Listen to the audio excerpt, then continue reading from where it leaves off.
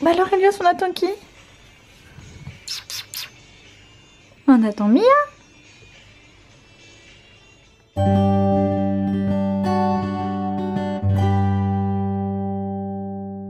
Bonjour à tous, je suis Samantha Bailly, la scénariste d'Alchimia.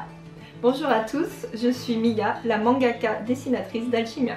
Donc aujourd'hui on va vous retrouver en fait pour faire une petite vidéo sur Alchimia, puisque Mia est de passage à Paris, puisqu'on va présenter le manga aux représentants. Donc ça ne signifie peut-être pas grand chose pour vous, mais en gros on fait une petite présentation auprès des commerciaux qui vont être en charge de contacter toutes les librairies. On va leur donner envie de promouvoir notre manga Alchimia. Et Mia est venue avec des petites choses intéressantes. Tout à fait, tout un tas de petites recherches, de croquis préparatoires d'Alchimia, tout le background. Oui, avec mon bel accent. Voilà, exactement.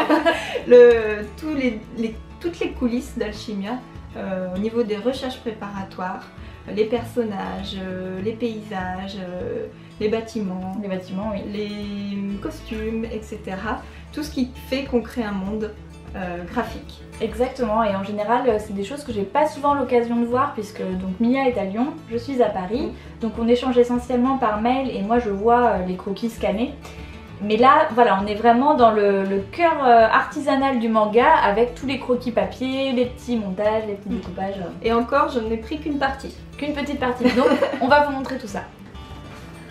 Alors, qu'avons-nous là? On a beaucoup de choses. Hein. Oui, alors je vais vous présenter les croquis préparatoires de Sae, et des autres personnages d'ailleurs. Car Sae a beaucoup évolué, en fait, entre la première version et la version finale. On est passé par plein d'étapes. On a fait beaucoup d'essais et elle a eu des couleurs de cheveux, des personnalités assez différentes. Tout à fait. Donc la première version de Sae était celle-ci. Elle avait vraiment un côté juvénile. Et puis au niveau des vêtements, on était plus proche de l'heroic fantasy. Voilà, donc Samantha, quand elle a vu ça, elle m'a dit bon, elle est un peu jeune. Et il faudrait quelque chose aussi de plus romantique. Et le problème aussi, c'est qu'à l'époque, elle s'appelait Shae. Oui. Et que pour l'anecdote, on s'est rendu compte que c'était le nom de la prostituée dans Game of Thrones. Et on s'est dit que bon, on allait quand même retirer le H.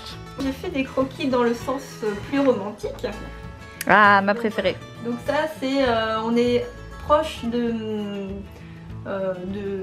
ce que Samantha avait imaginé pour Sae. Sur ce personnage, là, on a eu un retour de l'éditeur qui trouvait qu'elle faisait peut-être un peu trop âgée, un peu trop, entre guillemets, maman, un peu éloignée de l'héroïne de shoujo voilà, qu'on pouvait mettre en scène. Donc on a continué à travailler dans un esprit de mélange entre cette idée de romantique et un peu plus manga. Et du coup, Sae, elle a une version couleur forcément pour la couverture et les pages couleurs. Donc voilà, les recherches ont été faites aux encres de couleur, voilà, PBO. C'est des encres qui sont assez vives au niveau des couleurs. Et là, elle a un peu les cheveux rouges. Oui, alors c'est une version effectivement où j'étais un peu en recherche au niveau de ses cheveux. Au final, elle aura les cheveux plus châtains. Merci Elios. Laisse-nous tranquille. Plus comme ça. Voilà. Donc voici par exemple une version de Sae colorisée, cette fois-ci au feutre Copics. Ça c'est le bel essai de couverture. Ça c'est le premier, il a vraiment le chara-design de Sae.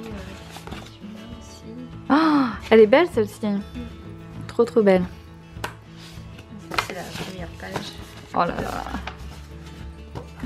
Là on approche de la pièce maîtresse quand même. Hein. Le bateau. Le bateau, c'était quand même un peu le défi de ce manga. C'est vrai que quand j'ai envoyé à Mia et ils vivront sur un bateau, ok. Alors moi et le pied marin, ça fait deux, donc je suis allée voir un petit peu de la documentation sur les péniches, sur voilà, les différents bateaux qui peuvent se trouver à travers le monde. Qui voguent par exemple en Asie avec des bois exotiques et tout ça, ça m'a pas mal inspiré. J'ai essayé de vraiment tout penser pour tout à fait. Donc leur chambre, la cuisine, j'ai fait même un plan pour que ce soit à peu près cohérent. Donc le fameux atelier pour l'alchimie, très important. La cuisine pour Vidano, parce que c'est le cuisinier. Ah bah Vidano il a besoin de sa cuisine, oui. Mais aussi une salle à manger pour qu'ils se retrouvent tous. Ils ont un arbre aussi, voilà, c'est leur petit jardin flottant qui produit des fruits, etc. Donc pour avoir des fruits sur leur bateau, ils ont de quoi pêcher. Voilà, et puis toutes ces lanternes qui font un côté magique la nuit, je trouvais ça, ouais. On voulait ce petit côté bohème, romantique, voilà. Et en même temps le fantasme de la maison sur l'eau, quoi. Voilà, donc c'est l'atelier. Que c'est beau. Donc on va passer maintenant à mon petit chouchou à moi, c'est-à-dire Idan. Voilà, le beau brun ténébreux. Le bad boy. Le bad boy. Donc ça c'était la première version d'Idan, donc en fait il n'a pas vraiment changé. Enfin il a un petit peu évolué, mais on va dire pas beaucoup, contrairement aux autres personnages. Je pense que je l'ai tout de suite trouvé parce que voilà, parce que c'est mon chouchou et qu'il était là. Parce que c'était lui et pas un autre. Donc après c'était plus la question de comment l'habiller. Donc là on était dans une version un peu décontractée, sachant que c'est quand même un militaire. Donc voilà, il arrive en alchimie en tant que militaire. Et du coup on se posait la question du costume. Voilà, donc il y a eu pas mal de recherches de costumes, parce qu'il a un costume militaire mais qui peut être aussi appliqué aux autres soldats forcément. Donc il fallait quelque chose qui soit cohérent au sein de l'armée. Voilà, d'Ifen. Et du coup, j'en étais arrivée à cette version de Idan. Et la remarque de notre éditeur était qu'il faisait quand même assez Prince Disney. Ce qui était assez juste. Voilà. Il y a eu une évolution qui est l'évolution actuelle. Je vais vous le montrer directement aux couleurs.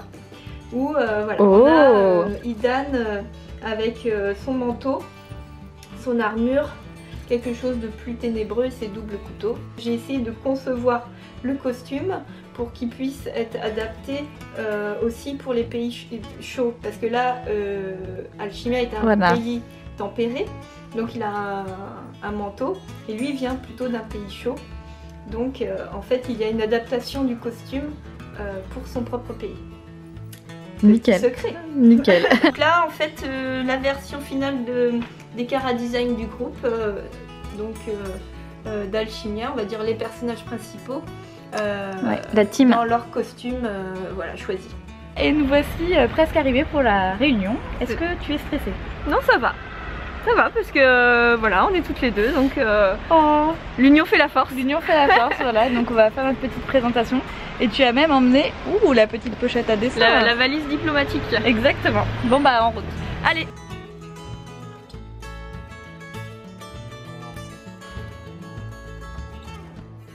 L'idée du manga Alchimia nous est pas venue de manière évidente. On savait en tout cas qu'on avait envie de faire un manga toutes les deux, puisque Pika avait notamment approché Mia en lui proposant de continuer à travailler, puisqu'elle a déjà fait la série Vis-à-vis avec Pika.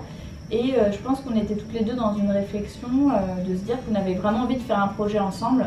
Puis un projet, c'était Elixir, qu'on a abandonné en se rendant compte que c'était pas forcément en fait la direction dans laquelle on voulait aller. Et on a commencé à discuter, à échanger sur ce que Mia voulait.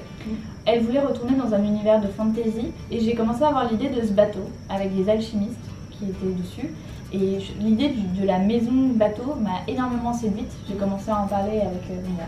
Oui, tu as commencé à m'envoyer un petit peu des images de choses inspirantes, de bateaux itinérants, de radeaux d'artistes ou de choses comme ça. Elle m'a dit on pourrait imaginer une troupe itinérante, quelque chose.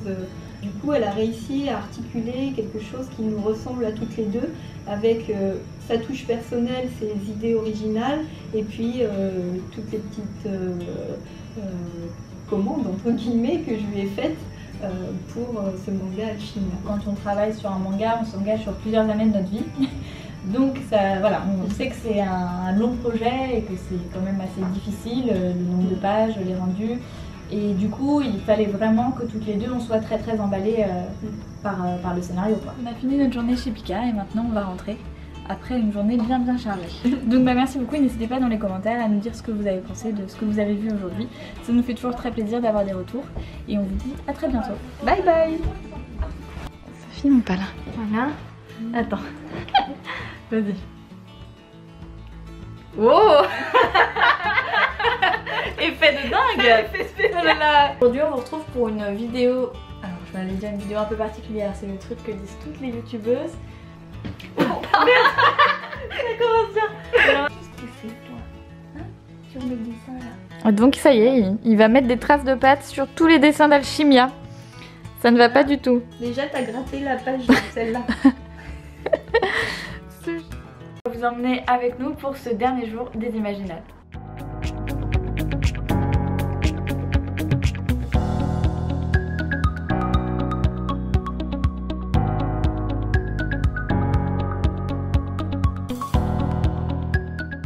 La colère, c'est bien parce que ça nous permet d'avancer, ça nous permet de bouger, ça nous permet de nous lever le matin. Mais une fois que